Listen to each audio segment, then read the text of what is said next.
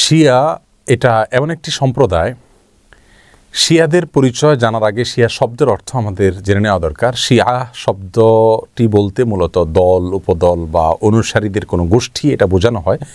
শিয়া বলতে বোঝানো হয় শিয়াতু আলিয়িন বা আলী রাদিয়াল্লাহু তাআলা আনহুর অনুসারী গোষ্ঠী, এদেরকে শিয়া বলা হয়। বা আলে বাইত রাসূল করিম সাল্লাল্লাহু আলাইহি সাল্লামের পরিবার কেন্দ্রিক যাদের ভক্তি, বিশ্বাস এগুলো গড়ে উঠেছে তাদেরকে সাধারণত শিয়া বলা হয়। শিয়াদের উৎপত্তি এটা সাহাবায়ে কেরাম রিদওয়ানুল্লাহি তাআলা আজমাইন তাদের যুগ থেকেই বলতে পারি। এবং শিয়াদের উৎপত্তির পেছনে যে লোকটি ছিল তার নাম হলো আবদুল্লাহ ইবনে সাবা। ইহুদি ছিল, পরবর্তীতে এসে মুসলিমদের বেশ ধারণ করে মুসলিমদের ক্ষতি সাধন করার জন্যই মূলত এই গ্রুপটির তারা আবিষ্কার করে। শিয়াদের সম্পর্কে আমাদের দেশের সাধারণ মুসলমানদের মধ্যে ধারণা খুবই কম। আমরা অনেকেই মনে করি মুসলিমদের মধ্যেই একটি সাধারণ দল শিয়া, অথচ শিয়াদের যে সমস্ত বিশ্বাস আছে সে বিশ্বাসগুলো ইসলামের একেবারে মৌলিক বিশ্বাসগুলোর সাথে অনেকগুলো বিশ্বাস আছে যেগুলো সাংঘর্ষিক। অনেক ভাই বোনরা মনে করেন যে শিয়াদের সাথে আহলুস সুন্নাহ ওয়াল জামাআতের, অর্থাৎ যারা কোরআন এবং সুন্নাহকে দলিল হিসাবে গ্রহণ করে সেটাকে অনুসরণ করে, তাদের সাথে শিয়াদের একটা পার্থক্য তারা মনে করেন যে শুধুমাত্র খেলাফত নিয়ে, অর্থাৎ আবু বকর রাদিয়াল্লাহু তাআলা এবং আলী রাদিয়াল্লাহু তাআলা আনহুর ভিতরে কে বেশি খেলাফতের হকদার এটা নিয়ে মত পার্থক্য। আসলে বিষয়টা তা নয়, বরং শিয়াদের বিশ্বাসগুলোকে একত্র করা কঠিন। তাদের মধ্যে অনেকগুলো দল উপদল আছে, তার ভিতরে কমন কিছু বিশ্বাস আছে বেশিরভাগ শিয়ারা লালন করে। তার ভিতরে একটি হলো তারা কালিমাতুত তাওহীদ আমরা যেটা বলি এটাকে যথেষ্ট মনে করে না। তারা মনে করে লা ইলাহা ইল্লাল্লাহ মুহাম্মাদুর রাসূলুল্লাহ এবং আলিয়ুন ওয়ালিউল্লাহ এটাও স্বীকৃতি দিতে হবে, মুখে উচ্চারণ করতে হবে, তারপরে মানুষ মুসলিম হবে। তাদের মধ্যে কোনো কোনো গ্রুপ আছে যারা কোরআনে কারিমের 30 পারার যে কোরআন এটার ব্যাপারে তারা সন্দেহ পোষণ করে এবং তারা কোরআনের বিকৃতিতে বিশ্বাস করে বা বিকৃতি করে, এটাকে তারা সঠিক মনে করে বিকৃতি করে থাকে। তাদের মধ্যে বড় অংশ বা সবচেয়ে বেশি অংশ বলা যেতে পারে, প্রায় সবাই বলা যেতে পারে, তারা সাহাবীদেরকে সবাইকে কয়েকজন বাদে আলী রাদিয়াল্লাহু তাআলা আনহু, আব্বাস রাদিয়াল্লাহু তাআলা আনহু সহ কয়েকজন বাদে হাসান হুসাইন, ফাতেমা রাদিয়াল্লাহু তাআলা আনহুম সহ আহলে বাইত যারা তারা ছাড়া বাকিদেরকে তারা কাফের মনে করে এবং সাহাবীদেরকে গালমন্দ করাটা এটাকে তারা সওয়াবের কাজ মনে করে, ইবাদত মনে করে।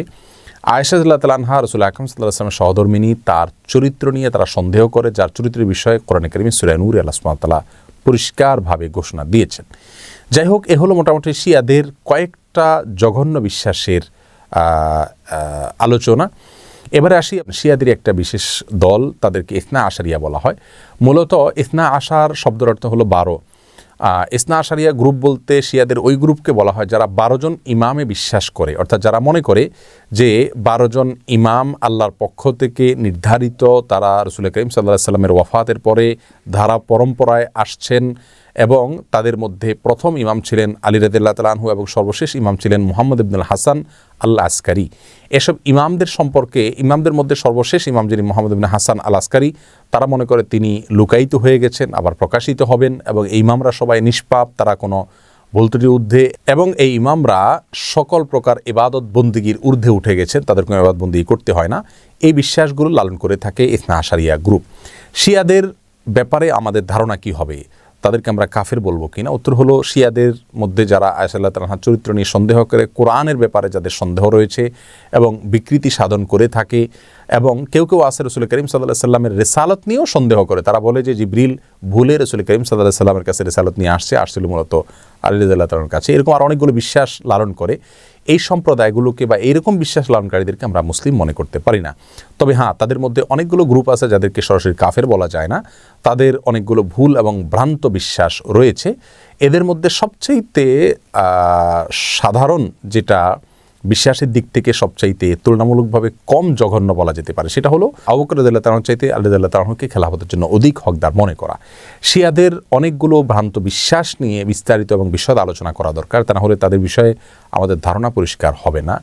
একজন মুসলিম হিসাবে আমাদেরকে সঠিক ধারণা যেমন রাখতে হবে, তেমনিভাবে ইসলামের বিষয়ে কারা কি ভুল ধারণা লালন করে সেগুলো আমাদের জানতে হবে। কোরআন নিয়ে যারা সন্দেহ করে, সাহাবীদেরকে যারা গালমন্দ করে, সাহাবীদেরকে যারা কাফের মনে করে এবং রাসূল করিম সাল্লাল্লাহু আলাইহি সাল্লামের সহধর্মিনীর চরিত্র নিয়ে যারা সন্দেহ করে, কোরআনের বিকৃতি যারা সাধন করে, এদের ব্যাপারে আমাদের ধারণা কি হওয়া উচিত, সেটা আমার মনে হয় যে কোনো সাধারণ দর্শক শ্রোতাই আমরা সহজেই সিদ্ধান্ত নিতে পারবো। আল্লাহ তাআলা আমাদের সকলকে সঠিকটা বুঝার তৌফিক দান করুন।